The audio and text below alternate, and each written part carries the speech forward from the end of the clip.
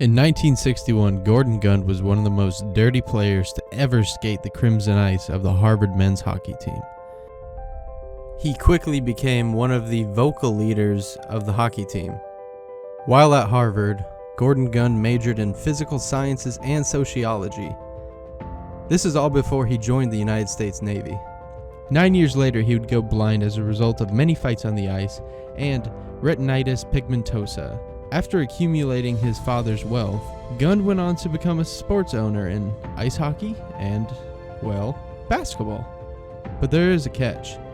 See, Gordon Gund never really had a good eye for talent, but somehow he found a way to yield a decent lineup. But then a complete dickhead bought his majority shares, and it's never been the same since. Today I want to talk to you about one of the most roller coaster sports franchises to ever exist. After years of constant success, they're now back to being one of the worst franchises in the NBA. A front office and owner who don't care about winning, players who are all looking to jump ship to a new city, and fans who have lost all hope in their team. From a solid spell in the late 20th century to a floundering existence for over a decade, and they are now the laughingstock of the NBA with no future to turn to. This is the downfall of the Cleveland Cavaliers.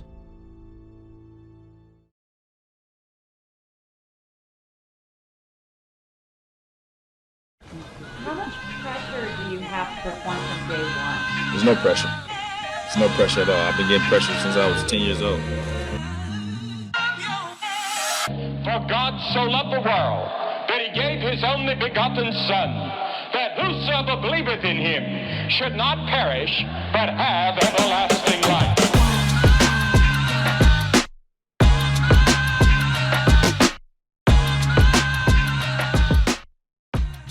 To start off their near decade of ascendance, the Cavaliers drafted their soon-to-be icon LeBron James first in the 2003 NBA Draft. James was Ohio born and bred, and the player inside of Gordon Gund since James was a freshman in high school. James was looked at as a savior to Cleveland sports fans, some even deeming him the chosen one. I wonder how his career will pan out. Well, it went something like this. In the 7 years LeBron spent in Cleveland, management failed to bring in another all-star to give James support. For example, raise one finger if you're a below-average player getting carried to 60-plus wins. My point exactly. The Cavs, behind James, did make it to an NBA Finals, fielding a lineup of LeBron James, Sasha Pavlovchik, Drew Gooden, Zandris Ilgauskas, and Larry Hughes. Not really the guys that you want to, go to battle with. But it's what LeBron was given, and it's what management deemed good enough to compete in the NBA Finals with. The Cavaliers got swept in 4 games. What can you do? So surely after you get swept in the 07 Finals, the Cavaliers made some decent moves in the offseason, right? No. LeBron wanted to play with Chauncey Billups, and Dan Gilbert told LeBron no. A trade for Ray Allen and Rashard Lewis was even on the table, ready to go. Dan Gilbert didn't want to get rid of Shannon Brown. LeBron James and Vince Carter, former Olympic teammates, wanted to team up after the offseason. The Cavaliers didn't even make an offer. So, what do you do after 3 years of making no roster improvements and no offseason deals? You trade for an aging Shaquille O'Neal. Good God, what is wrong with this franchise?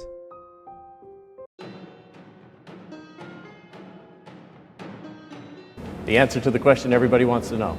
LeBron, what's your decision? In this fall, man, this is very tough.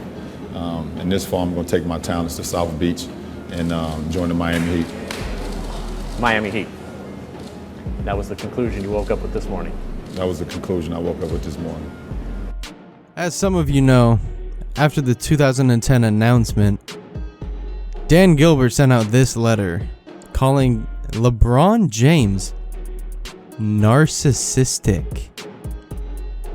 Among other things, He also personally guaranteed that the Cleveland Cavaliers will win an NBA championship before LeBron James. He even said he could take that to the bank. LeBron James captures that elusive title he so desperately coveted. Everything you've been through in the last 2 years, what is this moment like for you? It means everything. I made a difficult decision to leave Cleveland, but I understood what my future was about. And I understood that coming to Miami and being a part of this organization and being able to put together this team, I knew we had a bright future. And, this is a dream come true for me. I've been through a lot the last 2 years, but, this is definitely a way that it pays off. After LeBron's decision, the Cavaliers quickly went from a 61-win team to a 19-win team. And this prompted the NBA draft lottery. The third pick in this year's draft goes to the Utah Jazz. Okay, you may be wondering who this little guy is. Well, this is the son of the owner. This is Nick Gilbert. And pay attention to him right here. This second pick will be made by the Minnesota Timberwolves. Okay, stop right there. First, we got gang signs up top, and then down below, his tongue is out. This is obviously disrespectful. And that means the number 1 pick in the 2011 NBA draft belongs to the Cleveland Cavaliers. So the Cavs get the first pick in 2011. What are they going to do with it? Are they going to draft consensus All-American Derek Williams? UConn standout Kemba Walker? Maybe BYU's own Jimmer Fredette? We'll see. With the first pick in the 2011 NBA draft, the Cleveland Cavaliers select Kyrie Irving from Duke University.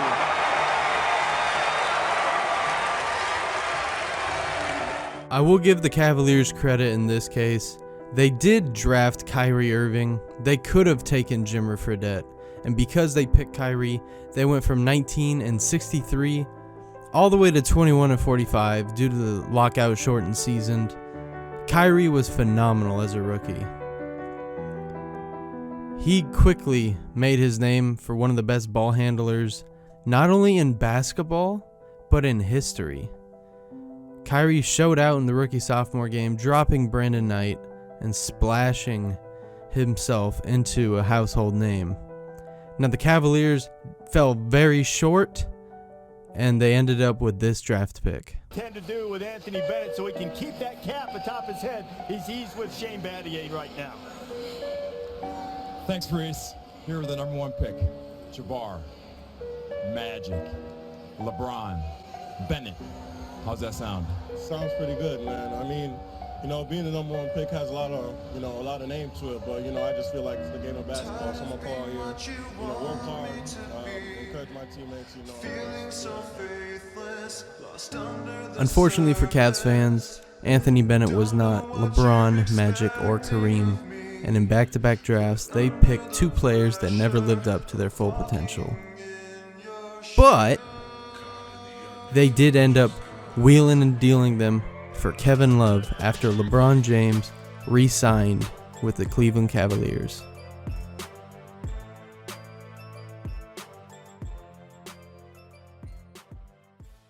The 2015 Cavs had one expectation, and that is to win the NBA championship.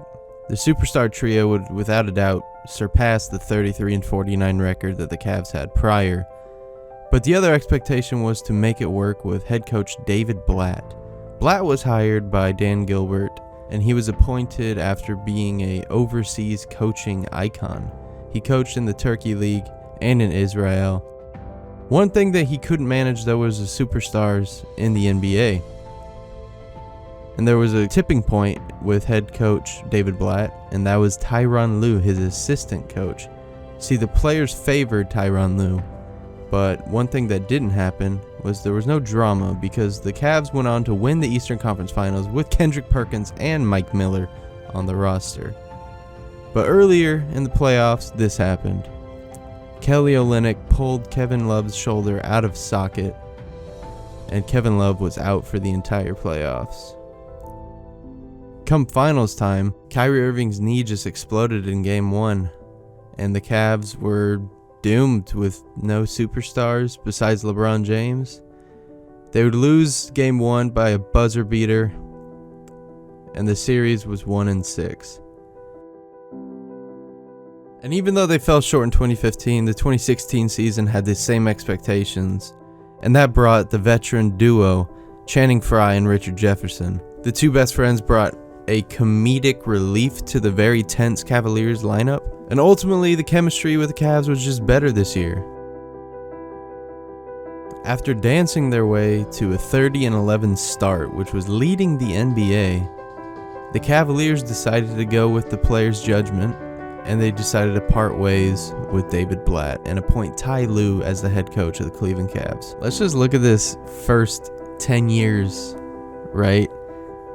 This is the ugliest, most inconsistent franchise I've seen in a while.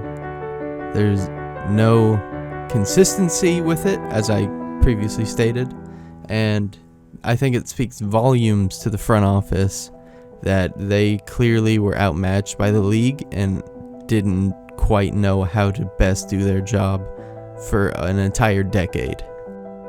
LeBron James carried the Cavaliers through the playoffs into the finals against the 73-9 Warriors. In those finals, LeBron James had the best finals ever from any human being that has ever touched a basketball on planet Earth. Not only did he average a triple-double, LeBron James led both teams in every single stat category, willing the Cleveland Cavaliers to come back from a 3-1 deficit to defeat the 73-9 Warriors led by the unanimous MVP Stephen Curry. This was the first championship Cleveland sports had won in over 50 years, and the one that meant the most to LeBron James. This is the finals that cemented Kyrie Irving as a superstar point guard in the league, which gave Kyrie certain ideas. Maybe he could lead his own team.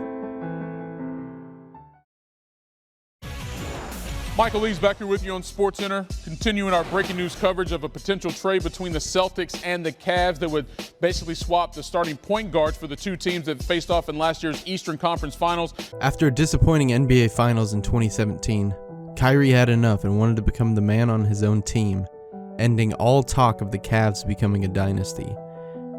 The trade brought two role players and Isaiah Thomas, who is coming off an MVP caliber season, but he needs hip and knee surgery,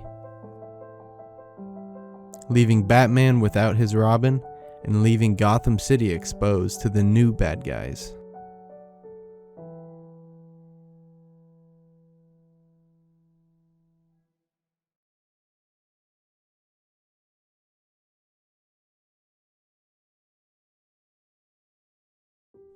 As the saying goes, it's not all sunshine and rainbows in Cleveland, as Isaiah Thomas started to stir with the team's chemistry.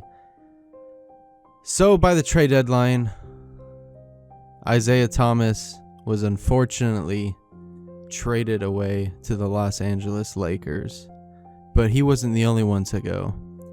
Point guard Derrick Rose and small forward Jay Crowder, NBA champions Channing Frye and Iman Shumpert, even LeBron James' best friend Dwayne Wade, all hit the dust. LeBron wasn't even consulted about Dwayne's departure. The Cavaliers finished the 2018 season as the 4 seed.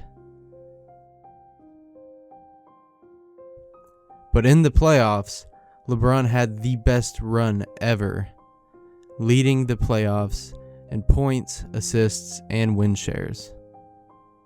But there was a lot of chemistry issues. LeBron James wouldn't even shake the hand of Dan Gilbert.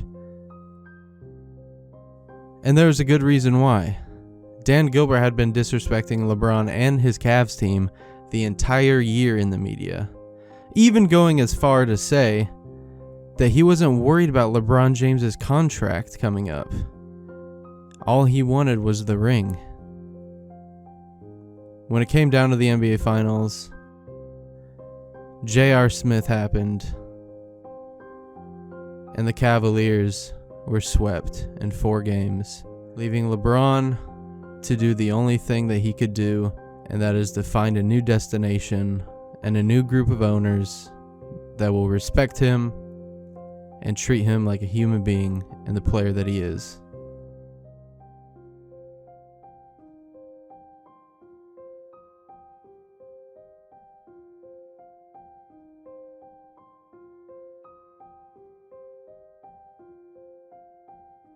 The Lakers have landed LeBron. The NBA's preeminent insider, Adrian Wojnarowski, is here. Tell us everything you know.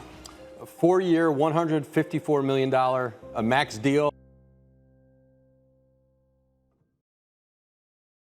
Pushing away the NBA's greatest star is something Gilbert was good at. Surrounding James with talent and pieces that would gel with him was something Gilbert was horrible at. Leading LeBron James to leave for greener pastures for the second time. The beauty and the tragedy is that the Cavaliers finally found consistency, repeating their exact same 19-win record as they did in 2011, the first time LeBron left. So where are the Cavaliers now? Well, David Blatt is an executive for the Knicks. Isaiah Thomas is unfortunately out of the league. Tyronn Lue is a candidate for the Knicks head coach job. Gordon Gund is trying to cure blindness. Anthony Bennett is currently working at Foot Locker. Kevin Love is speaking out against mental health issues. Kyrie Irving is leading the fight on social injustice. Dan Gilbert is trying to sell the Cavs to buy the Pistons. And LeBron James has the chance to lead the Lakers to an NBA championship.